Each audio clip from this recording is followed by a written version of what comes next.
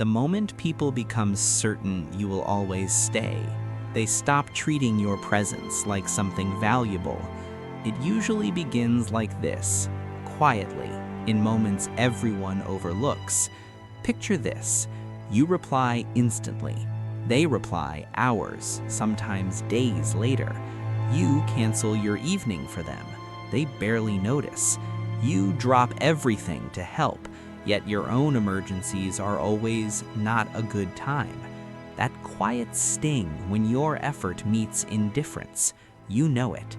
Most still believe endless responsibility builds respect. Few notice it often teaches the opposite. Here's what people rarely see. The easier you become to reach, the harder you become to value.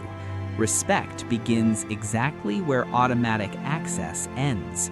Things that cost nothing are never truly respected. You become the friend whose absence nobody questions, the partner whose needs slide invisible, the colleague whose contributions fade when opportunities arrive. Machiavelli observed centuries ago that men judge more by appearances than reality. What is always present fades into background. What never missed holds no power. Not everyone exploits consciously. Most simply adapt to what becomes easy.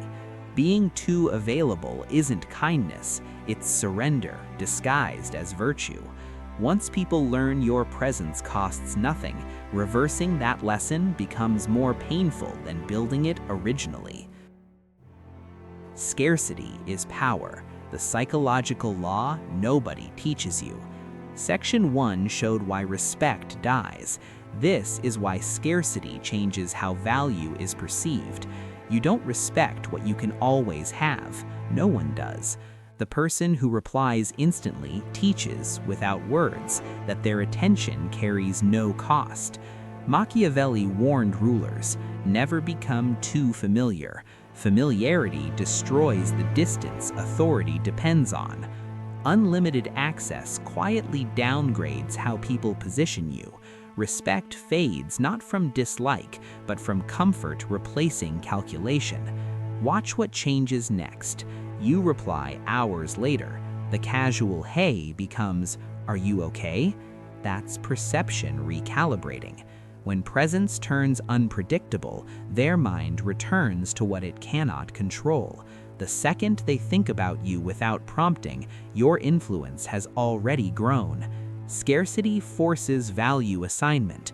You no longer need to beg for it. Real scarcity never announces itself. It simply stops arriving on command. Genuine boundaries feel expensive because they are.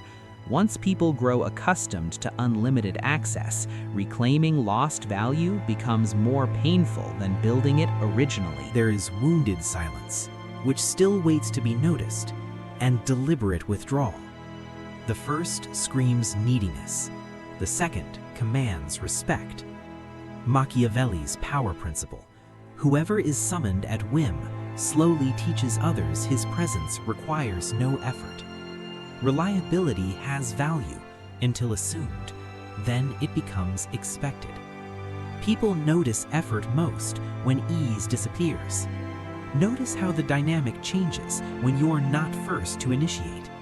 The first difference is not in messages, it's in who starts asking where you are. People often notice absence only after they expected access. Pull back out of self-respect, not games, and hierarchy begins to shift. Withdrawal does not create value if nothing valuable stands behind it. Used badly, it creates distance. Used well, it creates gravity. Your endless availability was their comfort chain. Break it with control. Pursuit follows. Some people love you deeply and still stop noticing you carefully. Respect rarely disappears dramatically. It fades through repetition. Scarcity creates value. Withdrawal triggers pursuit. Overexposure causes emotional numbness.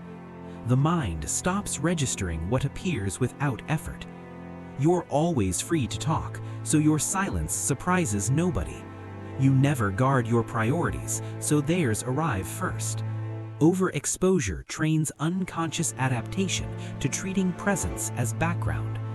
Love doesn't cancel unconscious adaptation.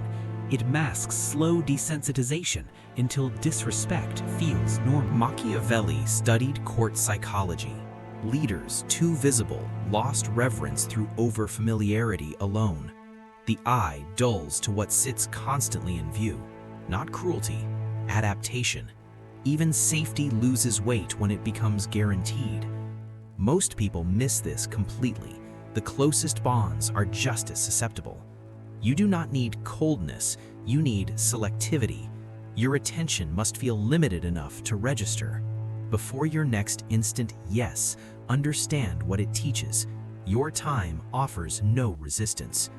Rebuilding respect is not announcements or apologies. It's silent, consistent, unexplained behavior. You do not explain the change, you execute it. Whoever controls access controls perception. Machiavelli's access principle: the man who decides his rhythm decides how others experience him. This is less about technique, more about refusing old reflexes. Start with sovereignty, not performance.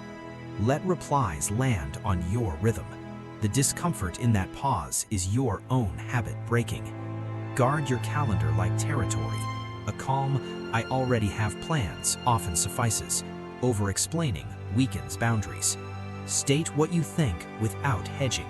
State what you think. Let silence land. Not every silence deserves immediate pursuit. Restraint mirrors reality and forces reflection. Boundaries feel strange first to the one who never held them. Old patterns resist replacement. They will test, push, withdraw attention. Hold the line. Short-term discomfort buys long-term gravity. Become less automatic, more present when you choose. Sovereign, not erratic. Small changes in access quietly change how people position you. Respect returns quietly, first in tone, then in timing, then in how people begin considering your limits. If this exposed a pattern you've lived inside, let this be where it changes. Like this video if it resonated, subscribe if you want deeper lessons in psychological control. Share it with someone who keeps giving and wonders why nothing changes. The moment access is no longer automatic, value begins returning quietly.